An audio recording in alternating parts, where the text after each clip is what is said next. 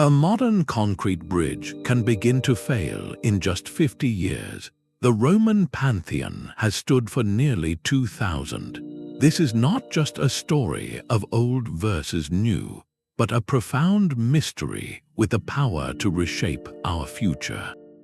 By the end of this, you will understand the forgotten chemical recipes that could make our own cities last for millennia.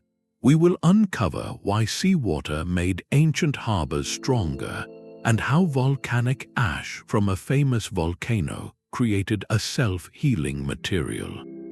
What does it say about us that the most durable concrete was invented 2 millennia ago?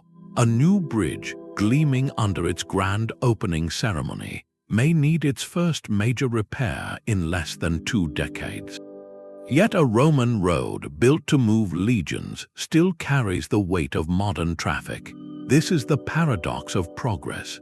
Our technology is more sophisticated, our engineering more precise, yet the very skeleton of our civilization, our concrete, is fundamentally fragile. This failure is not just an aesthetic issue, it carries a staggering price tag, measured in trillions for global infrastructure repair, and a heavy environmental cost from constant reconstruction. So what went wrong? The answer lies in the chemistry we standardized. Modern concrete relies on Portland cement, a material scientists now understand has inherent flaws. It is highly susceptible to a reaction where certain aggregates within the mix slowly expand, creating internal pressure and inevitable cracks. It is also vulnerable to corrosion, especially from seawater, where chloride ions attack the steel reinforcement inside, causing it to rust and expand, spalling the concrete apart from within. We engineered for immense compressive strength, for rapid setting to meet construction deadlines, but in that race we overlooked a crucial ingredient: time. What if the very pursuit of speed and raw strength sacrificed the one quality ancient builders mastered: longevity? This chemical fragility sets the stage for a revelation, a look back at a material that did not fight time but learned to work with it. Centuries before that fateful eruption buried Pompeii, the Romans were already harnessing the power of Mount Vesuvius. They sailed across the Bay of Naples to a region called Pozzolanic, where they mined not gold or marble, but a peculiar, sandy volcanic ash. This was pozzolana, the first forgotten ingredient and the true soul of Roman concrete. To the untrained eye, it was just dirt, but to Roman engineers, it was a magical powder that transformed simple lime mortar into a legendary building material. The architect Vitruvius, in his 10-volume work on architecture, wrote detailed instructions for its use, specifying the best sources and how to mix it. This was not a secret guarded by a few masters, it was published knowledge, a standardized recipe for an empire. So what made this ash so special? Pozzolana is incredibly rich in silica and alumina, minerals that are normally inert. But when you grind them into a fine powder and mix them with lime and water, a slow, silent chemical revolution begins. This is called the Pozzolanic reaction. The lime, which is highly alkaline, essentially activates the volcanic ash. Over weeks, months, and years, they react to form a stable, gel-like binder that fills every microscopic pore and void within the concrete matrix. Think of it not as a glue that dries and becomes brittle, but as a living network that continues to grow and interlock long after the builders have gone home. This process does something modern concrete cannot. It actually gets stronger and more resilient with time, especially in the presence of water. That last point is crucial. While we shield our concrete from the sea, the Romans built directly into it. The harbor at Caesarea Maritima, constructed by Herod the Great using Roman techniques, is a stunning example. For 2,000 years, its massive concrete breakwaters have been constantly pounded by the waves of the Mediterranean. Modern marine concrete would have dissolved in a century. Yet these ancient blocks are not just surviving, they are thriving. When seawater seeps into them, it actually fuels further chemical reactions, forming new minerals that seal cracks and reinforce the structure from within. It is a material that heals itself. The Romans had a globally available, naturally occurring ingredient that created a superior, self-improving concrete. It makes you wonder, in our search for advanced synthetic compounds, what other powerful, simple materials have we left behind in the dust? The true alchemy of Roman concrete began with fire. Deep within stone kilns, chunks of pure limestone were stacked over roaring wood fires, heated for days until they underwent a profound transformation. The intense heat, over 900 degrees Celsius, drove off carbon dioxide, leaving behind a volatile, crumbly white substance called quicklime, or calcium oxide. This material was far more than a simple binder. It was a potent chemical key, a highly alkaline activator waiting to unleash its energy. Modern scientific analyses of ancient concrete samples reveal a startling detail. The Romans often used this quicklime in its most reactive, unslaked form, a choice that modern builders would consider risky, even reckless. But this was no accident. It was the core of their second forgotten technique, a process we now call hot mixing. Imagine the scene at a major construction site, perhaps for an aqueduct or a harbor wall. Workers would haul the still warm quicklime from the kiln and combine it directly with the pozzolana and aggregates, like fist-sized chunks of volcanic rock. Then they would add seawater. The moment water touched the quicklime, an explosive exothermic reaction would ignite.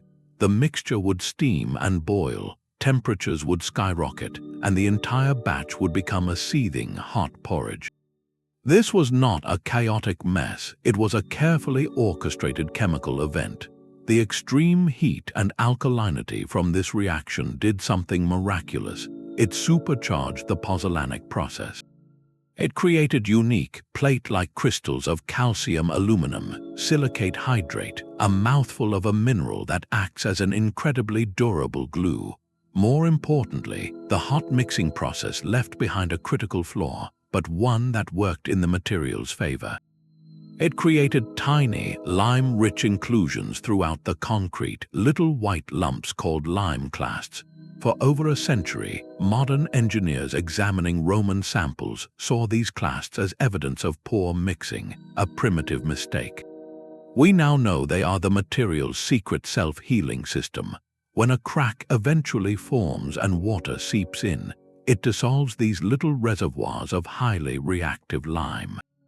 That lime then travels into the crack, reacts with the pozzolana or with carbon dioxide in the air, and precipitates as new calcium carbonate, essentially a natural stone, sealing the fissure shut. This is not a metaphor, it is a verifiable microscopic repair process. You can see the legacy of this chemistry in structures like the tomb of Caecilia Metella, a massive cylindrical mausoleum on the Appian Way outside Rome. For over 2,000 years, this structure has stood completely exposed to wind, rain, and temperature swings that would crumble modern concrete. Its surface is weathered, yet its core remains solid, a testament to a material designed to endure. It forces a humbling question: how did these ancient builders, without electron microscopes or X-ray diffraction, intuitively develop a material science so advanced that we are only now decoding its genius with our most sophisticated machines? For a modern engineer, the Mediterranean Sea is a corrosive soup, a relentless enemy of concrete. Chloride ions attack steel reinforcement, and sulfate salts aggressively break down the binder that holds everything together. Yet here, in this very environment, some of Rome's most enduring structures were built. Submerged piers, breakwaters, and harbor walls that have withstood 2 millennia of saltwater assault not only remain intact, they are often stronger now than when they were first poured. This defiance of logic points to the third and most counterintuitive forgotten ingredient, seawater itself. While we spend fortunes trying to keep salt water out of our concrete, the Romans deliberately mixed it in.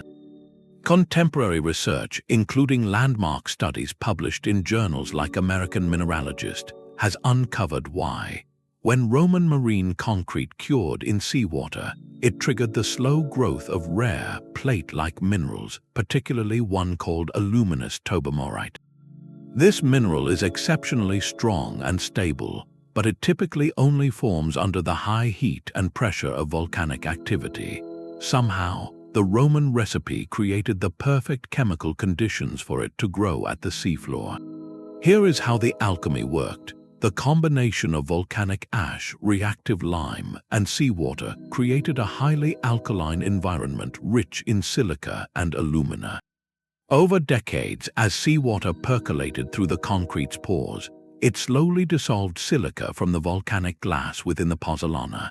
This silica then reacted with the lime and alumina to crystallize, forming those resilient Tobermorite fibers. This process did not happen overnight. It was a century-long transformation, a gradual strengthening from within. More remarkably, this ongoing reaction is the key to the material's legendary self-healing.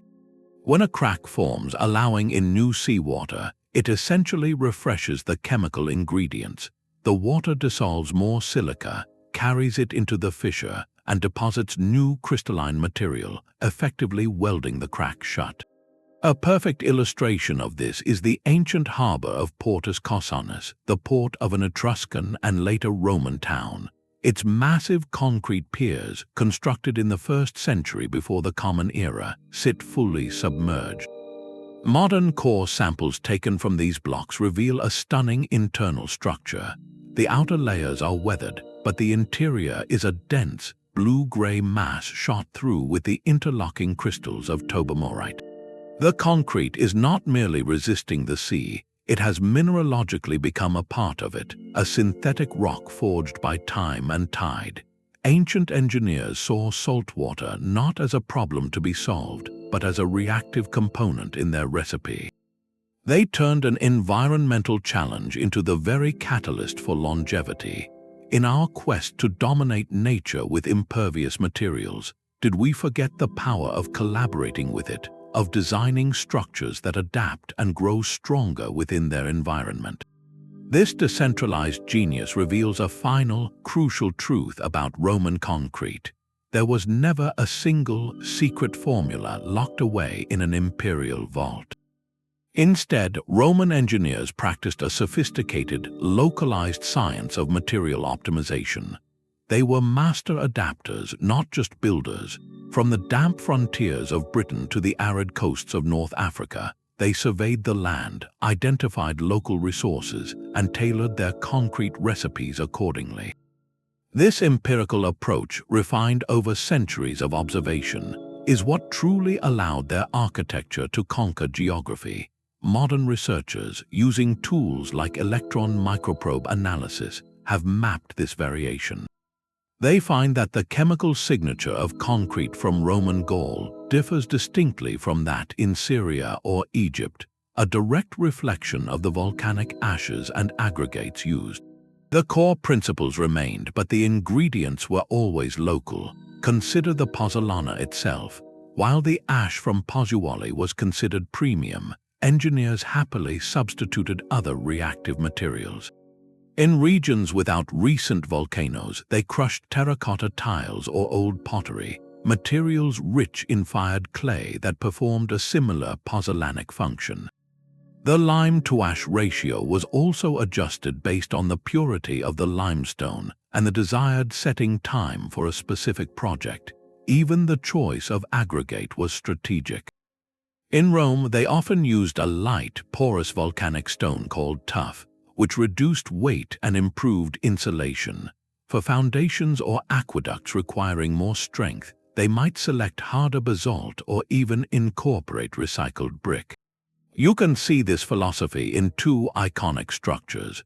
The mortar in the Colosseum's sprawling foundations contains fist-sized chunks of brick and tuff, a robust, economical mix using materials at hand. Contrast that with the aqueduct of Segovia in Spain. Its breathtaking granite blocks are held together by a mortar made from local materials, a formulation that has withstood the harsh Castilian climate for 1900 years. Each structure speaks to its environment because its concrete was born from that environment. This stands in stark opposition to our modern paradigm. Today, we ship standardized Portland cement across the globe, often at great environmental cost, to pour nearly identical concrete in deserts, jungles, and coastlines. We prioritize universal consistency over contextual resilience. The Roman model suggests a different path, one of sustainable adaptation. They built globally by thinking locally, turning geological diversity into architectural strength. What profound knowledge did we lose when we traded that flexible, place-based wisdom for the convenience of a one-size-fits-all bag of powder? Beneath the weathered surface of a Roman harbor lies a hidden universe. Modern scientists, using electron microscopes powerful enough to see individual atoms, have peered into this world, and what they found rewrites the book on material science. The true secret of Roman concrete is not just in the recipe of ingredients, but in the intricate, beautiful architecture of its microstructure. This is the nanoscale arrangement of minerals, the ultimate source of its legendary durability. While a good recipe provides the ingredients for strength, the microstructure determines how those ingredients are organized, and that organization is what allows it to defy time. Advanced imaging reveals a crystalline tapestry of interlocking plates and fibers. Key among these are minerals like stretlingite and the aluminous Tobermorite we discussed earlier. These are not random byproducts, they are the engineered skeleton of the material. Their formation, guided by the slow Pozzolanic reaction and hot mixing, creates a dense, cohesive network. Think of it like the difference between a haphazard pile of bricks and a meticulously laid brick wall where every piece supports its neighbor. In Roman concrete, the crystals grow into and around each other, leaving no easy path for a crack to travel. When stress is applied, the energy is dissipated throughout this interlocking web, preventing a small flaw from becoming a catastrophic failure. Contrast this with the microstructure of modern Portland cement concrete. Under the same powerful microscopes, it appears more porous and brittle. Its primary binding phase, calcium silicate hydrate, forms in a more random, gel-like mass with inherent weaknesses. It has more capillary pores and micro-cracks from the start, tiny highways for water and aggressive chemicals like chloride ions to invade. This fundamental difference at the invisible level explains everything we see at the visible one: the spalling, the corrosion, the constant need for repair. Ongoing research on structures like the markets of Trajan in Rome provides a living case study. Samples taken from this 2,000-year-old complex show that the microstructure is not static. The slow, ongoing reactions within the concrete continue to produce new crystalline material that fills in these microscopic pores over centuries, making the material denser and more resilient with age. It is a material that actively improves its own internal architecture. This self-optimizing structure is also what grants its phenomenal chemical resistance.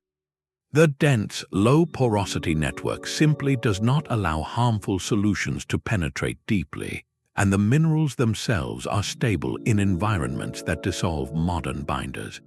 This discovery forces a profound shift in perspective. For over a century, we judged the quality of concrete by a single, macroscopic metric: its compressive strength after 28 days. The Romans, whether by brilliant intuition or generations of observed trial and error, engineered for an entirely different goal: a resilient, adaptive, and self-reinforcing microstructure that matured over decades. They built for the long now. As we decode these crystalline blueprints from the past, one cannot help but wonder what other microscopic wisdom is locked within the materials of ancient cultures, waiting to teach us how to build a lasting future. Our modern concrete achieves its designated strength in just 28 days. From that point forward, it is a story of slow, inevitable decline. Roman concrete flips this entire timeline on its head. Its defining characteristic was not rapid hardening, but a profound, patient maturation, a chemical journey that unfolded over human lifetimes. This was a material designed not for the quarterly report, but for eternity. Geologists studying core samples from structures like the Roman piers at Portus have found something astonishing. The Pozzolanic reactions, the slow growth of Tobermorite crystals, they are still measurably active today, nearly 2,000 years after the concrete was mixed. This is not a material that was simply poured and forgotten. It is one that has been quietly working, strengthening, and reorganizing itself for centuries. We can think of this maturation in three distinct phases. First came the initial set, driven by that explosive hot mixing, which gave the concrete its initial form and early strength, enough to hold its shape and bear construction loads. Then began the true magic, a century-long curing process.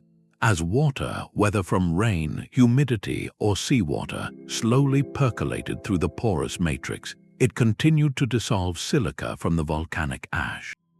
This silica then reacted over decades to form more and more of the interlocking crystalline binder, densifying the material from the inside out, filling pores, and eliminating microscopic weaknesses. Finally, the concrete would reach a plateau, not of decay, but of maximum resilience, a state of near-perfect mineralogical integration where it behaved more like a natural, metamorphic rock than a man-made paste. No structure embodies this philosophy of time better than the Pantheon in Rome. Its vast, unreinforced concrete dome, the largest of its kind in the world for millennia, was not a feat of instant engineering. It was an act of faith in chemistry and time. The builders knew the dome's immense weight would exert constant, gentle pressure. Their concrete was designed to respond to that pressure not by cracking, but by slowly consolidating, its internal crystals reorganizing to better bear the load across centuries. The concrete in that dome is likely still undergoing subtle chemical changes even now, a silent, ongoing dialogue between material and gravity that began under the reign of Emperor Hadrian. This stands in stark contrast to our contemporary mindset. We have normalized planned obsolescence in our infrastructure, budgeting for repairs and replacements on a scale of decades. The Roman model challenges this fundamentally. It asks us to consider the true cost of building fast and cheap versus building slow and forever. What does it say about a civilization that designs its most essential structures with a 1,000-year horizon? To see concrete not as a consumable product, but as a living, growing legacy, is to rethink the very purpose of construction itself. The quiet hum of a modern synchrotron light source is a world away from the roar of a Roman lime kiln, yet it is this very technology that has finally translated the ancient recipe. For decades, the secrets of Roman concrete were locked inside its crystalline structure, invisible to traditional analysis. The true breakthrough came in the 21st century, when materials scientists began applying the most advanced tools of analytical chemistry to these ancient samples. This is not simply about admiring the past, it is a concerted effort to recover a lost technology with the power to revolutionize our future. Researchers from institutions like the University of California, Berkeley, and the Massachusetts Institute of Technology led the charge, using particle accelerators to generate intense beams of X-rays. These beams are focused on a sliver of 2,000-year-old concrete, and as they pass through, they reveal a hidden universe. Techniques like X-ray diffraction act as a mineralogical fingerprint, identifying the precise crystalline phases present, like the rare Aluminous Tobermorite. Microspectroscopy maps the elemental composition, showing how silica, calcium, and aluminum are distributed atom by atom. Microtomography builds a three-dimensional model of the material's internal pore structure and cracks. Each technology provides a different piece of the puzzle. The X-ray diffraction confirms the presence of the strong, interlocking crystals. The spectroscopy shows the chemical gradients that prove slow, long-term reactions. The tomography reveals how cracks are bridged by new mineral growth. The most poetic revelation came from re-examining those little white lumps, the lime clasts, long dismissed as evidence of primitive technique. Under the synchrotron's gaze, their true role became clear. Their distinct nanostructured composition makes them highly reactive. When a crack forms and water enters, these clasts dissolve, their calcium-rich solution flowing into the fissure and precipitating as calcite, effectively gluing the crack shut. This was not poor mixing, it was a brilliantly engineered passive repair system. The scientific papers published on these findings read like detective stories, each data point confirming a hypothesis born from observing structures that refuse to fall. This modern rediscovery is a profound reminder that some of the most advanced material science in human history was achieved through empirical genius, and now, with our own tools, we are finally learning its language. It prompts a humbling thought: how many other sustainable, resilient technologies from the deep past are waiting, not in some lost library, but in the very stones beneath our feet, simply waiting for us to look closely enough with the right eyes. Roman concrete possessed a kind of living immune system. Within its stony heart, it held a dormant repair kit, ready to activate the moment the structure was wounded. This self-healing property is perhaps the most revolutionary aspect of the forgotten recipe, a built-in mechanism that reduces maintenance and extends a building's lifespan not by decades but by centuries. While modern concrete passively degrades, ancient concrete actively heals. The secret lies in those lime clasts, the tiny white inclusions once mistaken for poor mixing. Think of them as microscopic emergency reserves. When a hairline crack forms from stress or weathering, water inevitably seeps in. In modern concrete, that water carries harmful agents deeper, accelerating decay. In Roman concrete, that same water is the trigger for repair. As it infiltrates the crack, it dissolves the highly reactive calcium oxide within those lime clasts. This creates a calcium-rich, alkaline solution that flows into the fissure. There, it meets carbon dioxide, either dissolved in the water or present in the air. A chemical reaction occurs, precipitating solid calcium carbonate, the very same mineral that makes up limestone and marble. This new mineral growth seamlessly bridges the gap, welding the crack shut from the inside out. The entire process is autogenous, meaning it originates from within the material itself, requiring no human intervention. Scientists have confirmed this in the laboratory. Teams have taken samples of authentic Roman concrete, intentionally cracked them, and then exposed them to controlled moisture. Using advanced imaging, they watched over weeks as new white crystals of calcite slowly filled the voids, restoring structural integrity. This is not theoretical, it is a repeatable, observable chemical sequence engineered 2 millennia ago. The implication is staggering. It means a Roman aqueduct or harbor wall was not a static object slowly succumbing to entropy, but a dynamic system capable of responding to its own wear and tear. It shifts our entire definition of durability from mere resistance to active resilience. This raises a profound question for our own time. Can we move beyond engineering materials merely to be strong on the day they are poured? Can we instead design them to be intelligent, to sense damage and respond, to be not just inert products but participatory partners in their own longevity? The silent, self-healing stones of Rome suggest that the most advanced infrastructure may not be the one that never cracks, but the one that knows how to heal. The production of modern cement is responsible for roughly 8% of global carbon dioxide emissions. That is a staggering figure, a silent environmental cost embedded in every bridge, every skyscraper, every foundation we pour. To create the clinker for Portland cement, we must heat a mixture of limestone and clay to a searing 1,400 degrees Celsius. a process that devours fossil fuels and releases vast amounts of carbon directly from the heated limestone itself. Now hold that immense, energy-intensive image and place it beside a Roman lime kiln. Their process, the heart of their concrete, required a maximum of roughly 900 degrees Celsius, a significantly lower thermal threshold. This difference of 500 degrees is not a minor technical detail. It is an environmental masterstroke hidden within the ancient method, a feature of low-energy, high-longevity building that we are only now learning to appreciate. The Romans achieved this not through a conscious green agenda, but through the inherent efficiency of their simpler chemistry. Their goal was durability, but the byproduct was a dramatically reduced carbon footprint per ton of binder produced.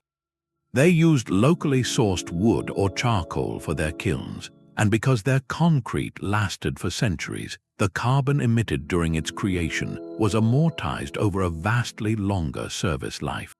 An environmental engineer might frame it this way: if a modern structure requires complete rebuilding every 100 years, but a Roman-inspired structure lasts for 1,000, the effective carbon cost per century of service plummets.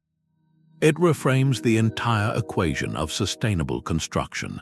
Longevity is not just an engineering goal, it is the ultimate form of environmental efficiency. A material that never needs to be replaced eliminates the recurring cycle of mining, processing, transportation, and construction emissions.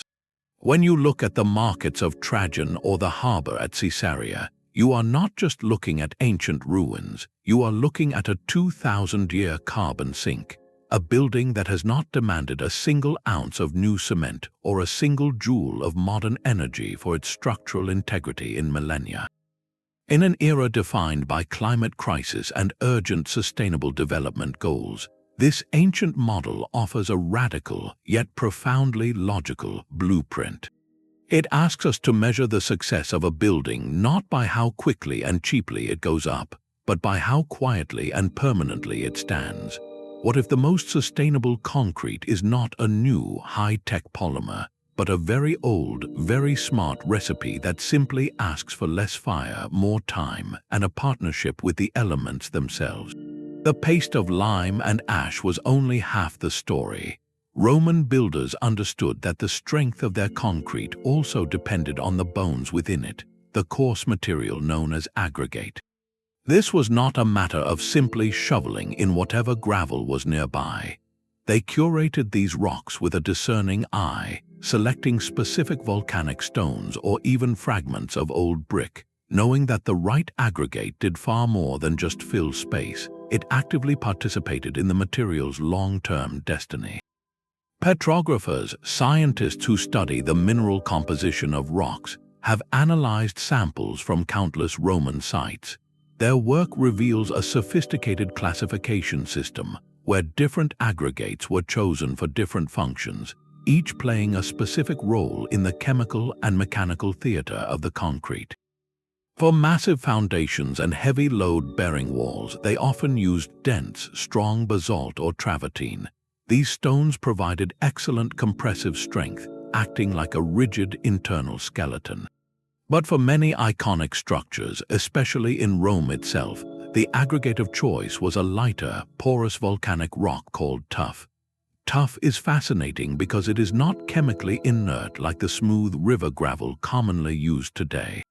Its porous surface, pocked with tiny voids, created a phenomenal mechanical bond with the surrounding mortar. The paste would flow into these microscopic pores, locking the aggregate in place like a key in a lock, preventing slippage under stress. More importantly, some tuffs and other volcanic aggregates like pumice were themselves pozzolanically reactive. Over centuries, they could continue to contribute silica to the slow chemical dance, further densifying the matrix from within. This transforms our understanding of aggregate from a passive filler to an active, long-term chemical partner. Perhaps the most ingenious adaptation was the use of crushed brick and tile, a material known as coxiopsto. In regions lacking ideal volcanic rock, Roman engineers turned to the products of their own kilns. They would smash old terracotta roof tiles, amphorae, or bricks into carefully graded fragments and mix them into the concrete. This was especially common in hydraulic structures like cisterns, bath complexes, and sewer linings.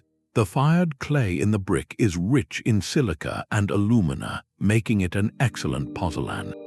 When combined with lime, it created an exceptionally watertight, durable concrete perfectly suited for containing liquids. Walking through the vast underground cisterns of Constantinople or the still intact floors of the baths of Caracalla, you are literally standing on a masterpiece of ancient recycling, where broken pottery was transformed into an impervious, everlasting membrane. This careful curation of aggregate reveals a holistic philosophy. Every component, from the reactive lime and ash to the specifically chosen stones, was selected to work in concert, both mechanically and chemically, across time. It makes you wonder, in our pursuit of uniform, predictable materials, have we lost the art of listening to the land, of letting local geology dictate not just the color of our buildings, but their very strength and soul? Standing on the scaffolding of a new harbor wall, a Roman architectus would not have a chemical formula to consult. He had something else, the accumulated weight of generations. His knowledge was not written in equations, but in the feel of the mix, the color of the ash, and the long-term performance of structures his guild had built for a century. Roman engineering was an empirical art, a deep, practical wisdom refined through relentless observation and the hard lessons of what lasted and what did not. This cultural context is the final, crucial ingredient, the human system that created and sustained the concrete miracle. The architect, or architectus, was a master builder in the truest sense, responsible for everything from sourcing materials to supervising the mix. Vitruvius, in his foundational text, constantly emphasizes practical experience. He writes of testing sand for purity by rubbing it in the hands, of judging lime by its whiteness and texture, of observing how different aggregates performed in existing structures. This was science conducted with the senses, a living database of cause and effect passed down through apprenticeships and guilds. Knowledge was transmitted orally and through hands-on practice, a robust system that ensured quality control across a vast empire, yet one that was inherently fragile, vulnerable to the turbulence of history. We can trace this empirical evolution in the concrete itself. Samples from early Republican structures show simpler, more variable mixes. By the imperial era, the recipes become remarkably consistent and sophisticated, a clear sign of knowledge being systematically refined and standardized over centuries. Each aqueduct that stood, each bath complex that did not leak, each harbor that weathered a storm was a data point. Generations of masons observed cracks that self-healed, or mixes that set better in seawater, and they incrementally adjusted their practices. They integrated local materials not through geological surveys, but through testing small trial batches to see how a new volcanic ash or a different limestone performed. This was a slow, collaborative intelligence, a conversation between craftsmen and their materials that unfolded over hundreds of years. It created a technology perfectly adapted to its world, but one that lived primarily in the minds and hands of its practitioners. When the social and economic structures of the empire eventually fractured, when the guilds dispersed and large-scale public works ceased, that intricate, experience-based knowledge system began to fragment. The recipes did not disappear in a single moment. They faded like a forgotten language, their nuance lost as the context for their use vanished. This invites a sobering reflection.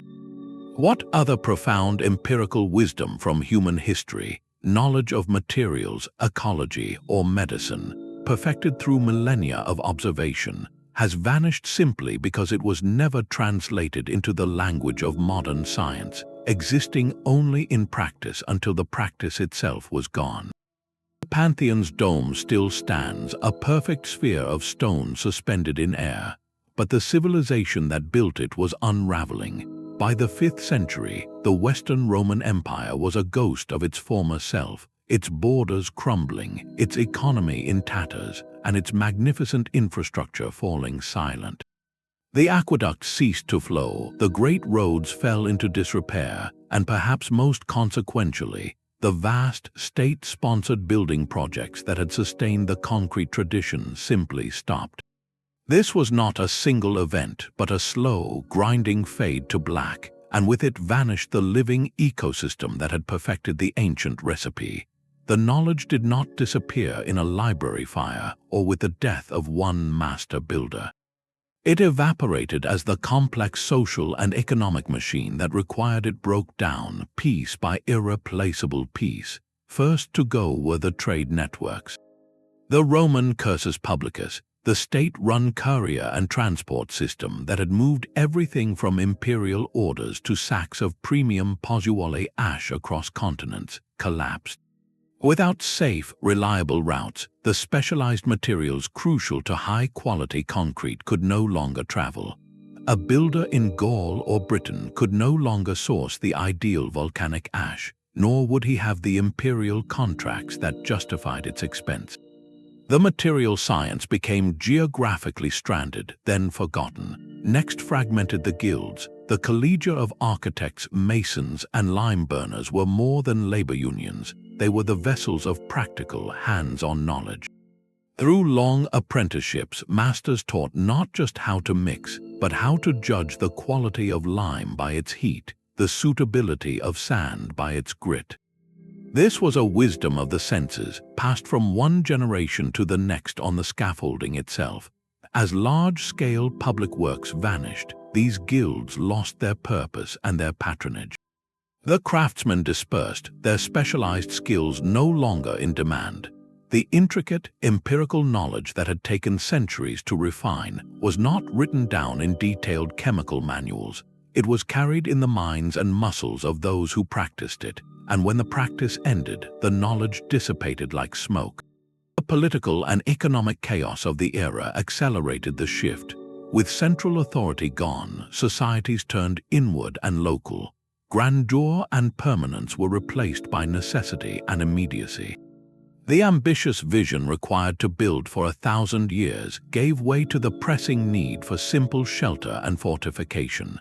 Construction methods reverted to what was locally available and quickly assembled: rubble and mortar, timber and stone. You can see this technological regression in early medieval structures across Europe. Where Romans had poured fluid, monolithic concrete walls, builders now stacked rough stone and bound it with a weak lime mortar, often without the vital pozzolanic additives.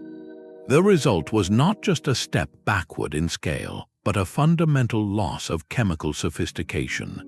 The concrete recipe did not so much vanish as it was abandoned, a luxury technology in an age that could no longer afford its prerequisites. Historians note this created a profound knowledge gap, a dark age in building technology that would last for over a millennium. The systematic engineering of Vitruvius gave way to fragmented, localized craft. A profound understanding of material chemistry was replaced by rule of thumb and tradition. This loss illustrates a sobering truth about human technology. Even the most advanced systems are fragile.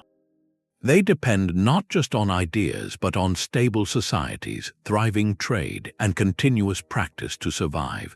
The Roman concrete recipe was a masterpiece of empirical science, but it was also a product of its time, a bloom that could not survive the winter of the empire's fall.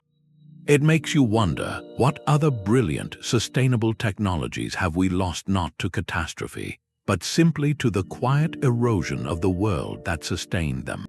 Centuries after the last Roman lime kiln cooled, new builders stood in the shadow of their ruins, filled with awe and profound frustration. The soaring Gothic cathedrals of the Middle Ages and the elegant palazzos of the Renaissance were testaments to human genius, yet their architects faced a humbling limitation. They could replicate the form of Roman architecture, but they could never recapture its substance. The concrete that had built an empire was now a ghost, its chemical secrets lingering just beyond reach. This long period of sporadic, incomplete revival reveals a crucial truth. The recipe was not entirely erased from memory, but its deeper principles were utterly lost. Builders knew something special had existed. They could see its results in the indestructible harbors and intact vaults, but they lacked the framework to understand why it worked. The brilliant Renaissance architect and theorist Leon Battista Alberti meticulously studied Roman ruins and wrote extensively on construction in his treatise on the art of building. He described the use of pozzolana, noting its miraculous ability to set underwater, but his understanding remained purely observational.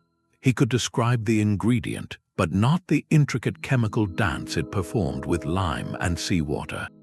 He and his contemporaries were working from a faded blueprint, missing the most critical annotations.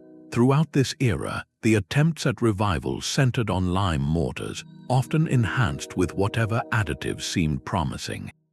A common practice was the inclusion of brick dust or crushed terracotta, a material called coxiopsto that the Romans themselves had used in specific applications.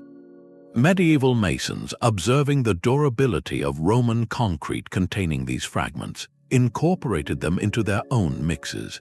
This was a step in the right direction, as fired clay does possess pozzolanic properties, but it was a weak imitation of the highly reactive volcanic ash. The material was treated as a mysterious additive, a kind of alchemical powder, rather than as the central reactive component in a sophisticated chemical system. Consider the magnificent dome of Florence's Santa Maria del Fiore, engineered by Filippo Brunelleschi in the 15th century. Its construction was a staggering feat of design and masonry, using a complex herringbone brick pattern and a double shell structure. The mortar holding it together was a high-quality lime mix, likely incorporating local materials. It has held for centuries, a masterpiece in its own right. Yet place it in a marine environment, subject it to constant saltwater immersion, and it would not possess the self-healing, strengthening longevity of a Roman harbor. The critical volcanic component and the understanding of hot mixing to create a reactive lime clast system were the missing pieces. These historical glimpses show a civilization circling the truth, coming tantalizingly close at times, yet always failing to grasp the core mechanism. They admired the monolithic walls but built with smaller stones and mortar. They sought durability through thicker walls and clever geometry, not through a revolution in material chemistry. The knowledge had fractured into disconnected fragments, a list of ingredients without the instructions for their reaction. This raises a poignant question. How many times did a medieval lime burner or a Renaissance stonemason, stirring a mix with brick dust, look at a crumbling Roman arch and feel the ghost of a greater knowledge, a solution hovering just beyond the edge of understanding? Their efforts were not failures but signposts in a long wilderness, highlighting just how profound the lost Roman synthesis truly was. The smog-filled air of the Industrial Revolution demanded a new kind of skeleton. Cities were exploding upward and outward, factories needed fireproof walls, and railways required bridges that could be built before the next train was due. Speed and sheer strength became the new gods of construction. In this roaring age of iron and steam, a British bricklayer named Joseph Aspdin patented a material in 1824 that would define our modern world: Portland cement. He called it Portland because when set, it resembled the prized building stone from the Isle of Portland, a clever bit of marketing for a substance that was anything but natural stone. This was the pivotal turn, the moment the path of concrete forked decisively away from the Roman model. Aspdin's process was a product of its time, harnessing the era's new mastery of intense, controlled heat. He took common limestone and clay, ground them together, and burned the mixture in a kiln at a scorching 1,400 degrees Celsius. The result was a hard, sintered material called clinker, which was then ground into a fine, gray powder. Mixed with water, this powder created a paste that set hard and fast, achieving remarkable compressive strength within days. Its advantages were revolutionary. Portland cement offered unparalleled consistency, a reliable product that could be manufactured anywhere and produce predictable results every single time. It enabled the rapid construction of the Victorian world, from the sewers of London to the sprawling viaducts of the great railways. For the first time, builders had a material that could keep pace with the frantic tempo of industrial progress. Yet this speed and consistency came with a hidden chemical compromise. The high-temperature burning created a different, more reactive chemistry than the Roman lime. Primary binding phase in Portland cement is a compound called calcium silicate hydrate. While incredibly strong in the short term, its microstructure is more gel-like and porous than the interlocking crystalline network of Roman concrete.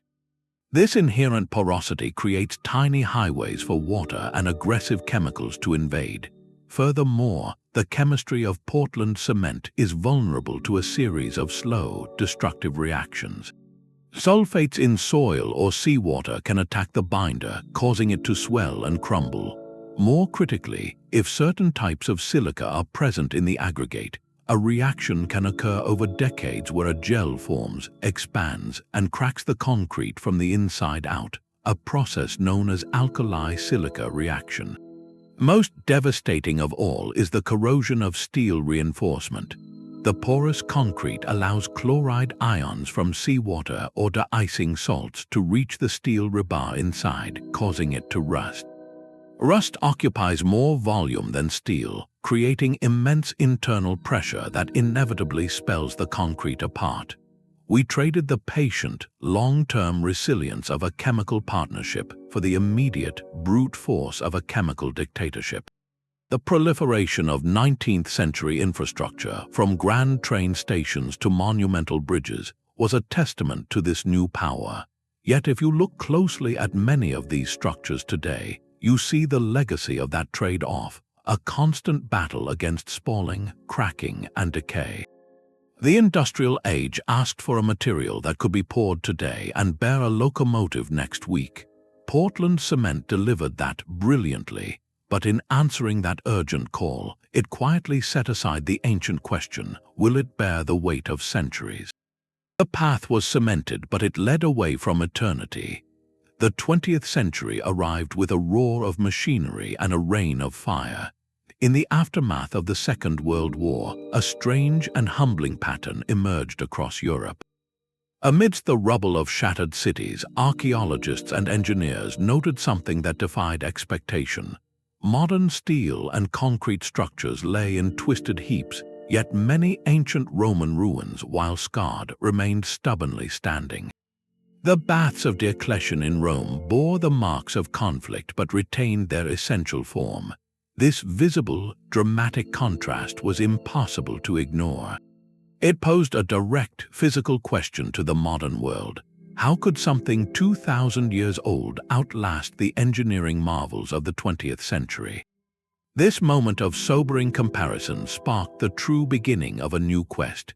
It was no longer enough to simply admire the ruins as historical artifacts. The post-war era demanded answers, and for the first time, scientists turned the full lens of modern chemistry onto these ancient stones. This marked a pivotal fusion of disciplines. Archaeologists provided the context and the carefully excavated samples, while materials scientists brought electron microscopes and X-ray diffractometers into the laboratory. They were no longer just historians, they were forensic investigators probing a cold case 2 millennia old.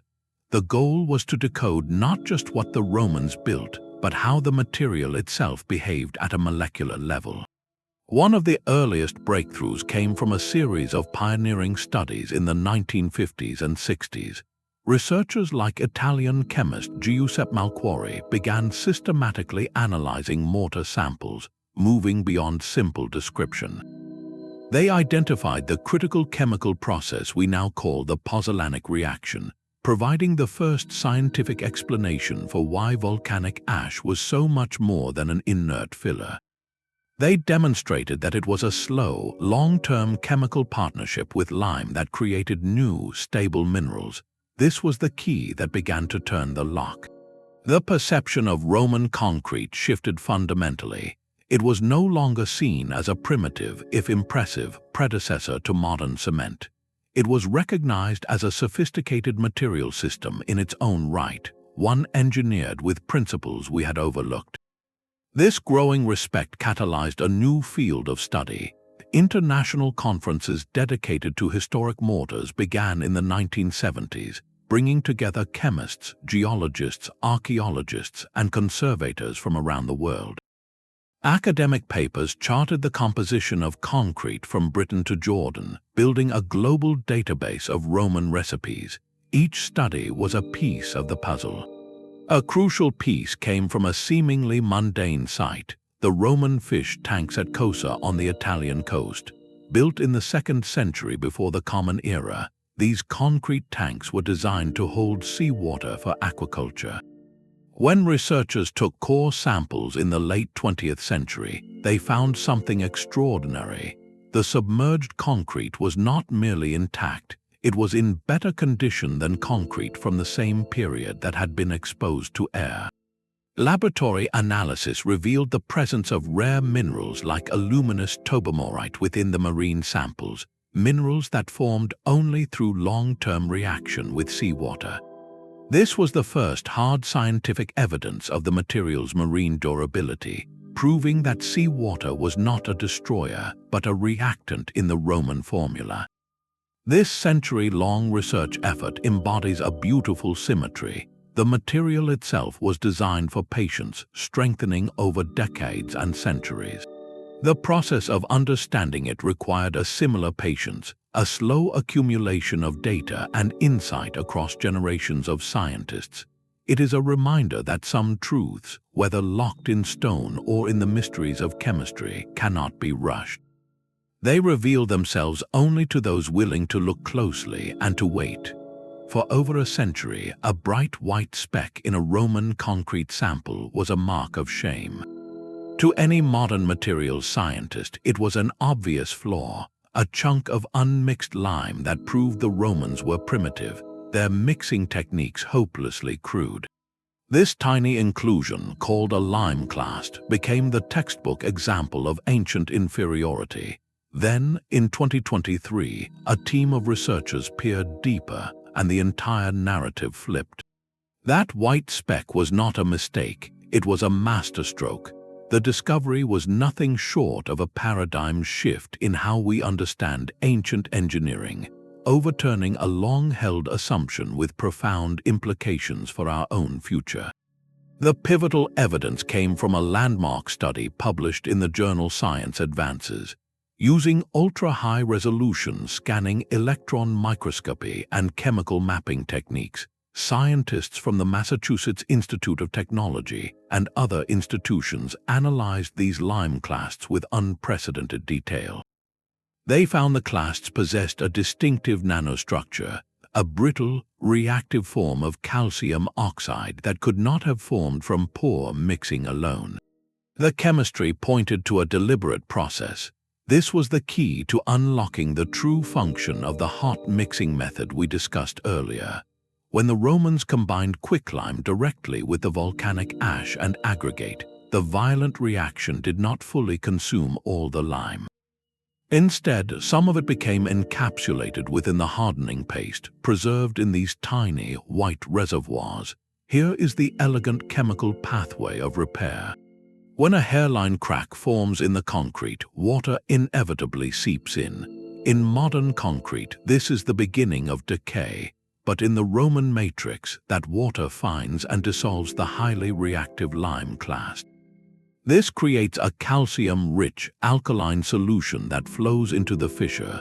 There, it reacts with carbon dioxide, either from the air or dissolved in the water, and precipitates as solid calcium carbonate.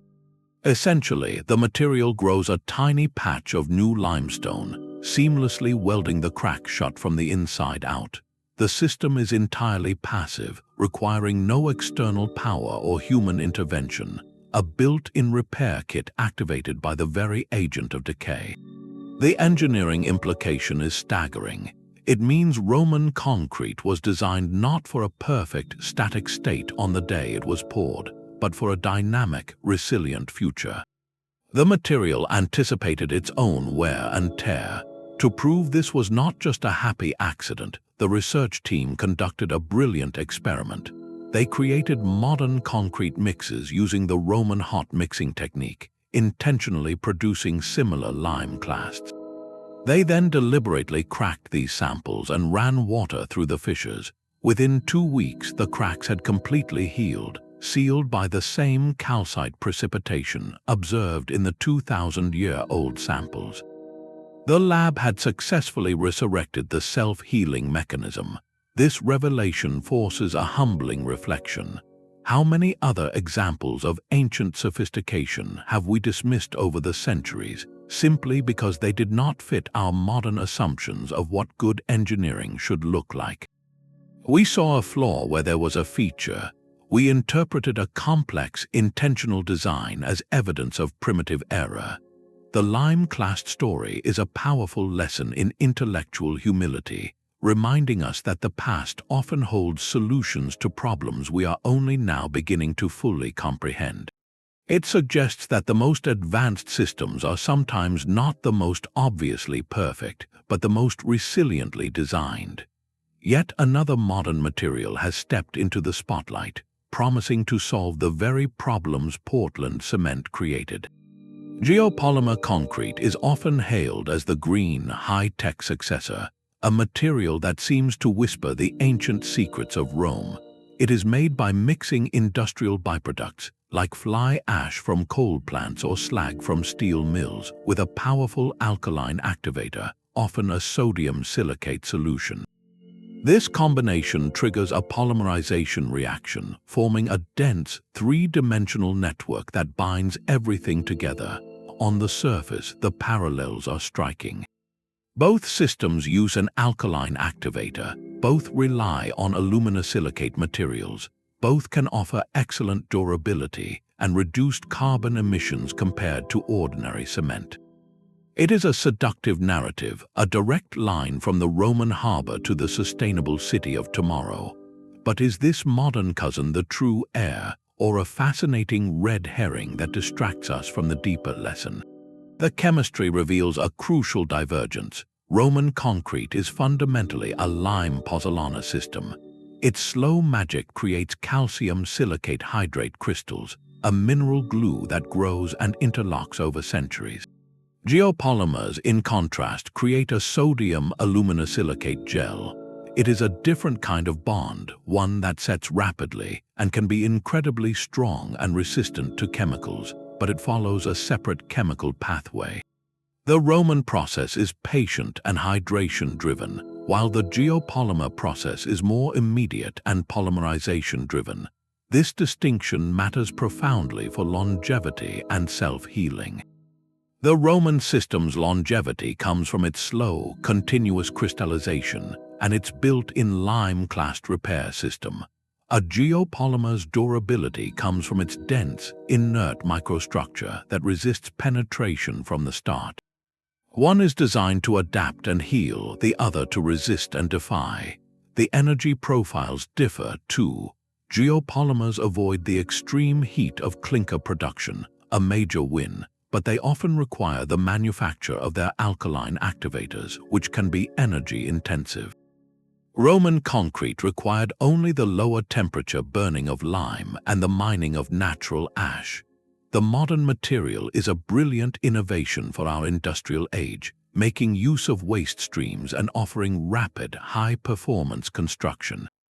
You can find it in specialized applications today, like certain airport taxiways in Australia or precast architectural elements, where its fast setting and high early strength are major advantages. But the question for the future of our cities is not merely which material is stronger or greener on a spreadsheet. It is about the philosophy of time embedded in the material. Does the best path forward lie in precisely replicating an ancient recipe or in being inspired by its core principles? The Roman model teaches us to value slow chemistry, local adaptation, and designing for self-repair over centuries. Geopolymers show us how to achieve durability and lower carbon with modern chemistry. Perhaps the ultimate lesson is that there is no single answer. The future may not belong to one concrete to rule them all, but to a new material palette, one that includes geopolymers for rapid, resilient infrastructure and Roman-inspired mixes for monuments we wish to leave for the millennia. It asks us to be not just engineers but wise stewards of time, choosing the right material for the right purpose, with an eye on a horizon far beyond our own. The perfect volcanic ash for concrete no longer flows from its source. Pozzolani's mines are long closed, and the specific eruptions that created that ideal reactive powder are geological history. For a modern engineer inspired by Rome, this presents an immediate, practical wall. You cannot simply order 2,000-year-old pozzolana from a catalogue.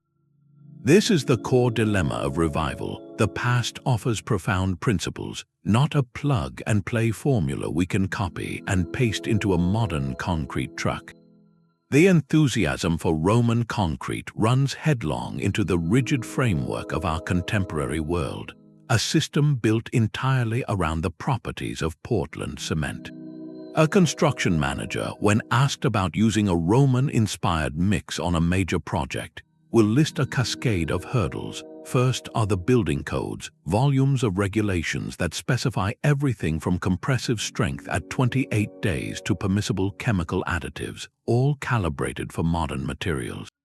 A novel mix, no matter how promising, exists in a legal gray area, requiring costly and time-consuming special approvals. Then comes the issue of standardized testing. Our entire quality assurance system is based on rapid tests. A concrete batch is approved or rejected based on its performance after a month, not a century. A material designed for slow maturation over decades fails the very tests that guarantee its safety in our accelerated timeline. The supply chain itself is an obstacle. Modern construction relies on just-in-time delivery of uniform materials. Natural pozzolans, even from active volcanic regions, are inherently variable. Their chemical composition depends on the specific eruption, the location of the deposit, even the depth of the quarry. This variability is a nightmare for a project manager who needs every truckload to perform identically. The economic pressure is relentless. Slower curing times mean forms cannot be stripped as quickly, delaying the next phase of construction and inflating costs. In an industry where schedules are measured in hours and profit margins are thin, time is not just money, it is the entire currency. These are not mere inconveniences, they are fundamental incompatibilities between an ancient, patient technology and a modern, impatient world. Yet, in the quieter corners of construction, small-scale experiments are proving the value of the old ways. Consider the meticulous restoration of historic structures in Italy, where conservators often create new mortar that matches the original in composition and behavior. They source local volcanic materials, slake lime in traditional pits, and accept the slow set because their goal is compatibility with the centuries-old fabric of the building. These projects are living laboratories, demonstrating that when the goal shifts from speed to longevity, the Roman principles not only work, they become essential. They show us that the tension is not between old and new, but between different definitions of value. Do we value a structure that is built on budget and on time, or one that stands on its own for 1,000 years? The regulatory, economic, and technical barriers are real, but they are also a mirror reflecting the priorities of our age. To overcome them would require more than a new mix design. It would demand a recalibration of how we measure success in building our world. A new seawall rises from the foggy edge of San Francisco Bay, but its ingredients whisper of a much older coastline. This is not a replica of a Roman harbor, yet its design is deeply indebted to one. Engineers here are employing concrete mixes enhanced with modern pozzolans, like fly ash or specially processed volcanic materials, to combat the corrosive assault of salt water. This is the quiet, practical rebirth of an ancient principle, moving from laboratory journals into the literal foundations of our cities. It proves this recovered knowledge is far more than an academic curiosity. It is a viable tool for our most pressing challenges. The application is growing, though it remains a niche pursued by visionary engineers and specialized consortia. Across the world, research groups and forward-thinking companies are developing what they call Roman-like or self-healing concrete. These are not exact copies, but modern interpretations that harness the core chemistry, using industrial byproducts or natural pozzolans to create a more durable, less porous matrix. Their use is strategically focused where longevity decisively outweighs initial cost and speed. The first and most obvious arena is the marine environment. Building in seawater is a brutal test, and the failure of conventional concrete here is astronomically expensive. Projects like submerged foundation blocks for offshore wind turbines, repairs to aging port facilities, or coastal defense barriers are prime candidates for these advanced mixes. The goal is to create infrastructure that needs minimal maintenance over a century, not major reconstruction every few decades. Another critical application is in the field of historic preservation. In Italy, teams restoring the Colosseum's underground chambers or the mortar joints of the Aqueduct of Segovia do not use modern Portland cement. Its incompatible chemistry and higher strength would damage the ancient fabric. Instead, conservators analyze the original mortar, then source local volcanic ash and slake lime to create a new, compatible mix that will age in harmony with the 2,000-year-old stone. This work is a profound full circle, using the rediscovered principles to protect the very structures that taught them to us. You can even find traces of this ancient wisdom in some everyday construction. Certain modern blended cements, often labeled as Portland pozzolan cement, incorporate a percentage of fly ash or natural pozzolan. This improves workability and offers some long-term durability benefits. A small, standardized nod to the Roman formula within the constraints of the global construction industry. Each of these projects, from a Bay Area seawall to a repaired Roman arch, is a data point in a grand experiment. They are testing whether the philosophy of patient chemistry can find a home in our world of immediate returns. So when might we see a major new public work, a bridge or a monument, conceived from the ground up with this millennia-old perspective? The answer depends on a shift in values. It will happen when a society decides that the true cost of a building is measured not in the concrete poured on the first day, but in the silent centuries it must stand alone. The bridge you cross today may have cost $50 million to build. Its true price tag, however, is measured in the decades to come. Every inspection, every patch job, every lane closure for repairs, all of it adds to a hidden mountain of expense that makes the initial construction cost seem like a mere down payment. This is the silent economic flaw in our modern concrete paradigm, a system that prioritizes low upfront capital cost while quietly committing future generations to a cycle of endless maintenance.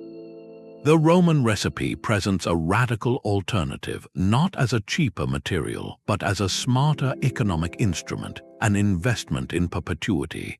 Where we budget for a bridge's first 50 years, they engineered for its first 1,000. This is the core of the economic argument, a shift from short-term expenditure to long-term life cycle value.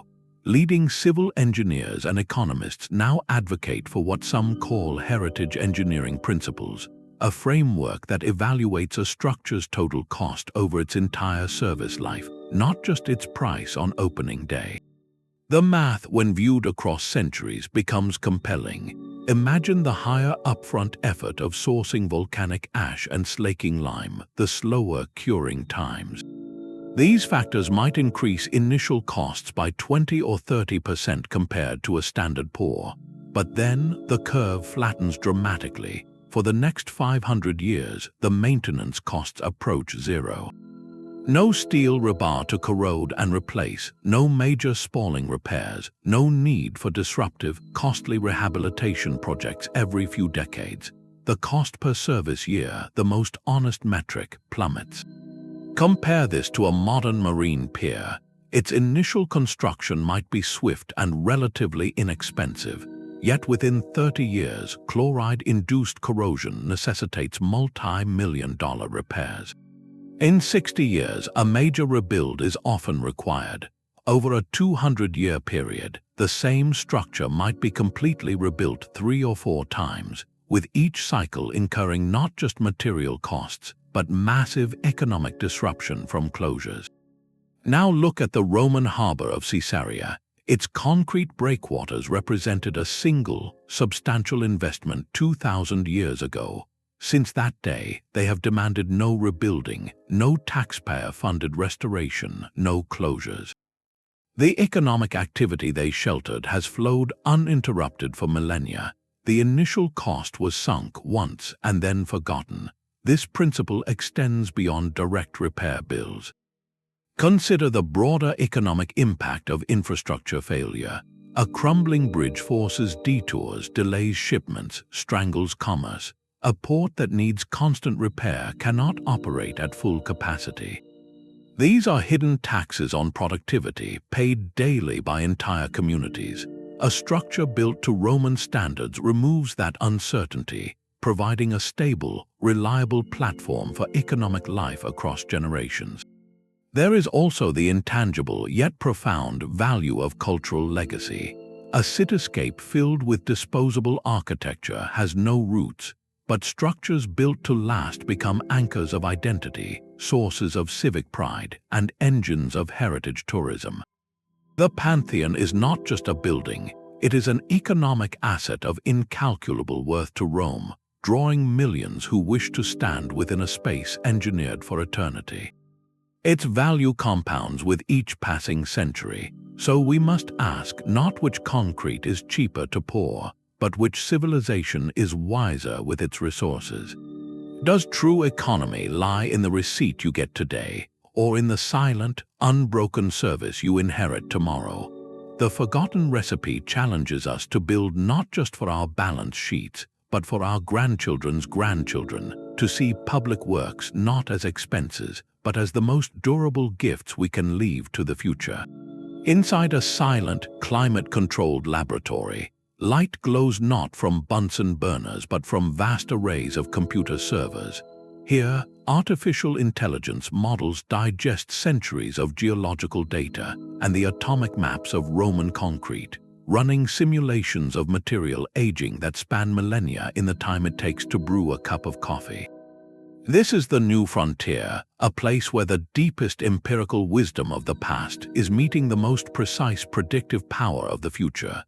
The goal is no longer merely to copy an ancient recipe, but to understand its principles so profoundly that we can design entirely new generations of building materials, ones that are smart, sustainable, and perhaps even conscious of their own health. This synergy between old and new could redefine resilience itself. Researchers are now feeding machine learning algorithms with every scrap of data we have, from Vitruvius's descriptions to the latest synchrotron scans of 2,000-year-old mortar. The AI is not looking for a single answer. It is searching for patterns and relationships too complex for the human mind to correlate. It can ask what specific combination of local volcanic ash, lime reactivity, and aggregate shape produces the most durable interlocking crystals in a given environment. It can then propose entirely novel cementitious mixes, optimized for a specific coastline or a particular climate, resurrecting the Roman virtue of localization with digital precision. This moves us from reverse engineering to forward design, using the past as the ultimate training dataset for the future. Alongside this digital revolution, nanotechnology offers a physical toolkit of breathtaking subtlety.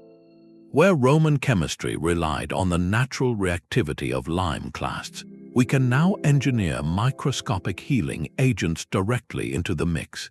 Imagine concrete laced with tiny polymer capsules filled with a silica-rich solution or limestone-producing bacteria. When a crack forms and ruptures these capsules, the released agent reacts to form a healing precipitate, mimicking that ancient self-repair mechanism but with programmable reliability. We can also use nano-additives, particles so small they are measured in billionths of a meter, to guide crystal growth at the molecular level, encouraging the formation of stronger, more resilient networks from the very first day of curing. This is not replacing the Roman way, it is augmenting it, achieving their legendary durability with a level of control they could never have imagined. The convergence grows even more integrated with the concept of the digital twin. Major new structures like a bridge or a seawall can have a living digital counterpart, a virtual model fed by a network of embedded nanosensors within the actual concrete. These sensors monitor temperature, strain, moisture, and even chemical changes in real time. The digital twin, informed by AI trained on ancient longevity data, can then predict stress points and potential degradation decades before any visible crack appears. It allows for maintenance that is not reactive but gracefully predictive. We are moving toward concrete that does not just heal itself but can report its own structural health. Prototypes already exist of mixes with conductive carbon fibers or nanoparticles that change electrical resistance when under strain, sending a silent signal that a load is shifting long before human inspectors would notice anything wrong. This creates a living dialogue between the material and its stewards. So what does this fusion point toward? A future where a seawall is poured with a bespoke, AI-designed mix optimized for its exact bay, containing nanocapsules for self-repair, and threaded with a sensory network that whispers its condition to engineers for 100 years. It is a future built on a profound partnership, where the patient, chemical wisdom encoded in Roman harbors provides the North Star for durability, and our most advanced technologies provide the tools to navigate toward it with unprecedented speed and certainty.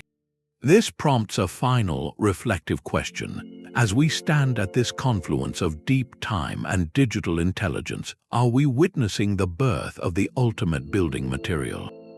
Perhaps the answer is not a substance but a process, a continuous, intelligent dialogue between the enduring lessons of the past and the limitless possibilities of the future. A persistent legend claims Roman concrete was mixed with goat's blood or secret herbs. These stories, while captivating, obscure the true genius of the material. For genuine progress, we must separate the verified chemistry from the mythical folklore that has grown around these ancient ruins. The clarity matters because mistaking magic for science prevents us from learning the real, replicable lessons the past offers. Historians of science like Professor Marie Jackson have spent careers debunking such misconceptions. One enduring myth suggests the legendary quality came from superior slave labor, a vast workforce capable of superhuman effort. The evidence tells a different story. While large-scale organization was crucial, the durability stems from specific, intelligent chemical choices, not from the sheer force of labor. The Romans were masterful engineers, not magicians. Their concrete succeeded because of how materials interacted at a molecular level, a process we can now observe and understand. Let us dismantle a few specific myths. First, the idea of a single, secret ingredient lost to time. We now know there was no one secret. The recipe was a flexible system based on locally available reactive components, primarily volcanic ash and high-quality lime. Second, the myth of perfect, indestructible uniformity. Roman concrete was not flawless. Structures could and did fail, especially when built on unstable ground or subjected to catastrophic events like major earthquakes. The markets of Trajan show meticulous engineering, but other sites reveal collapses where poor foundation soils gave way. The concrete itself could be compromised if made with inferior materials or rushed mixes. This reality is actually more instructive than the legend. It shows that when the Romans followed their own empirical principles, the material performed miraculously.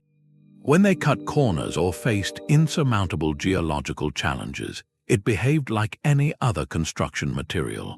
This leads to the most important misconception, the belief that Roman concrete was a mysterious, unrepeatable artifact. This view disempowers us. It suggests the knowledge is irrevocably lost, placing their achievement in a realm of legend beyond our reach. The scientific rediscovery of the last 50 years proves the opposite. The knowledge was not lost in a single cataclysm, but faded when the economic and social systems that required it changed. Now, by applying modern analytical tools, we are recovering not just a recipe, but a philosophy of construction. Encouraging a healthy, evidence-based appreciation does not diminish the Roman accomplishment. It elevates it. It transforms their work from a mysterious relic into a sophisticated, legible textbook written in stone and crystal. The true legacy is not a list of ingredients we can no longer find, but a powerful demonstration of how to build in partnership with chemistry and time. When we look past the legends of blood and lost herbs, we see something far more valuable, a blueprint for resilience written in the language of slow science. The Pantheon stands as a testament to Roman genius, but it is not the only ancient structure that whispers secrets of longevity. Sail far beyond the borders of the empire to the sun-baked highlands of central Mexico, and you will find another concrete marvel. The Pyramid of the Sun at Teotihuacan, constructed centuries before the rise of Rome, is not merely a pile of earth and stone. Its core is a formidable mass of rubble bound together by a remarkably durable lime-based concrete, a material that has withstood earthquakes and torrential rains for over 2 millennia. This discovery shatters a narrow view of history. It reveals that the drive to create enduring monuments and the chemical ingenuity to achieve it was a global human impulse. The Romans perfected a system, but they did not hold a monopoly on the fundamental idea. Across oceans and continents, cultures with no contact with one another independently arrived at the same profound chemical principle, the alchemy of combining lime with a reactive material to make a stronger, more resilient whole. In the Byzantine Empire, the inheritors of Roman territory, builders continued and adapted the tradition. The magnificent dome of the Hagia Sophia in Constantinople, completed in the 6th century, relies on mortars that blend lime with crushed brick dust and volcanic materials. While the political empire had transformed, the material wisdom persisted, ensuring that this architectural wonder would survive the region's tumultuous history. Meanwhile, on the other side of the world, Maya engineers in Mesoamerica were mastering their own sophisticated plasters and stuccos.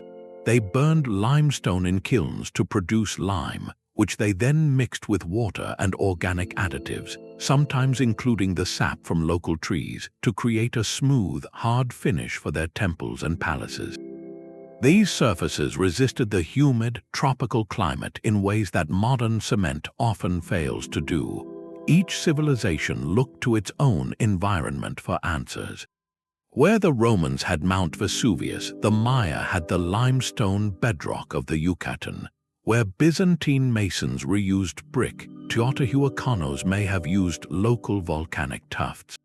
The specific ingredients differed, but the core chemical strategy was eerily similar. Activate lime with something that will react with it over time to create a stable, interlocking network. This global perspective is not about diminishing Roman achievement, but about elevating a universal human story. It tells us that the quest to build things that last is woven into our shared history. When faced with the same challenges of gravity, weather, and time, brilliant minds in disparate cultures conducted their own millennia-long experiments in material science. They observed, they tested, and they discovered that certain combinations of earth and fire yielded a stone that could defy the ages.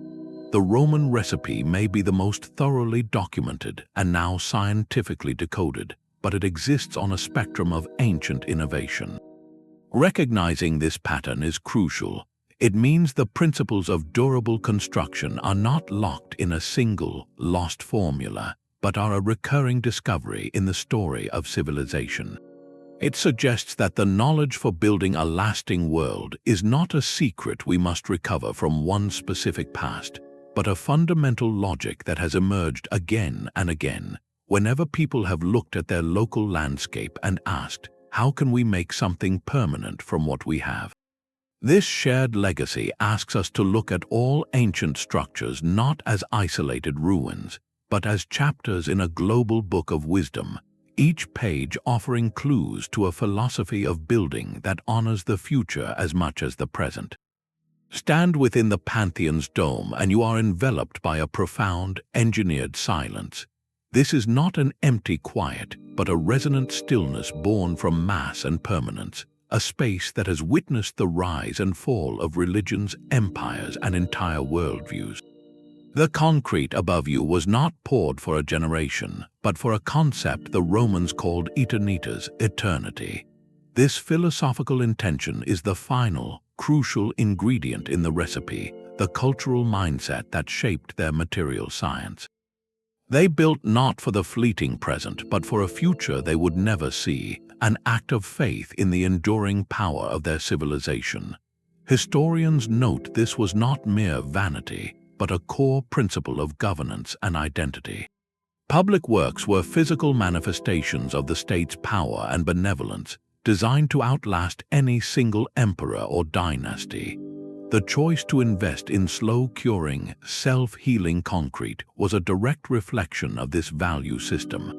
It was a declaration that Rome itself was eternal, and its architecture must embody that truth. The scale of their projects, from aqueducts marching across landscapes to harbors built into the sea, was a deliberate statement. These were not pragmatic structures alone, they were permanent inscriptions on the earth, meant to shape the identity of every citizen who used them and every culture that came after. The philosopher Seneca wrote of the duty to build for posterity, while the poet Horace boasted of constructing a monument more lasting than bronze. This was not just poetry, it was policy. The meticulous, patient techniques we have explored, from hot mixing to the curation of local aggregates, were all in service to this overarching goal of permanence. Contrast this with the underlying philosophy of much modern construction. Our economic models often incentivize speed and cost efficiency above all else, leading to a built environment with an implicit expiration date. We produce brilliant structures, but frequently with a life cycle measured in decades, not millennia. This is not a judgment on modern engineering, which achieves wonders of its own, but a recognition of a different set of cultural priorities. The Roman approach linked material choices directly to a vision of legacy. The concrete in the Forum or the baths of Caracalla was meant to create civic spaces that would forever define what it meant to be Roman, long after the legions were gone. The material's resilience was a metaphor for the resilience of the state and its values. This philosophical dimension forces us to look beyond chemistry and engineering, to ask what our own buildings silently proclaim about our values. Do they speak of immediacy and disposability, or of stewardship and longevity? When we choose a building material, we are not just selecting a mixture of rocks and powder, we are making a statement about time itself. We are deciding what we owe to the future.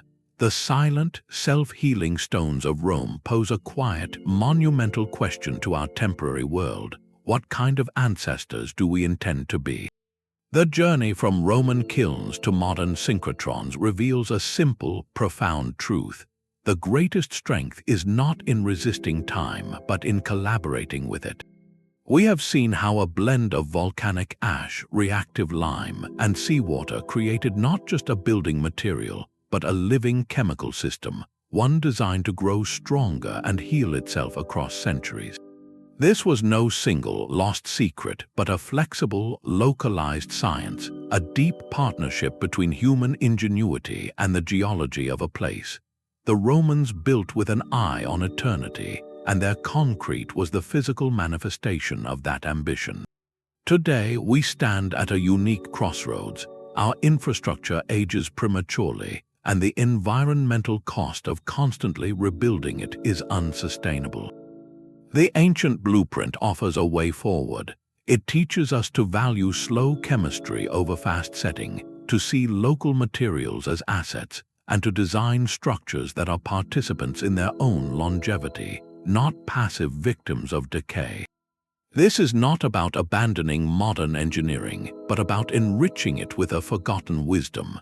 Imagine a world where our seawalls strengthen with each wave, where our bridges quietly repair their own hairline cracks, and where the monuments we build today become the inherited foundations of a distant future. That future is possible if we are bold enough to learn from the past. The recipe for a resilient world may have been written in stone 2,000 years ago, waiting for us to read it with new eyes. If you found this exploration of lost knowledge compelling, consider subscribing for more journeys into the mysteries of history. We would love to hear your thoughts in the comments below. What ancient innovation do you think could most transform our modern world?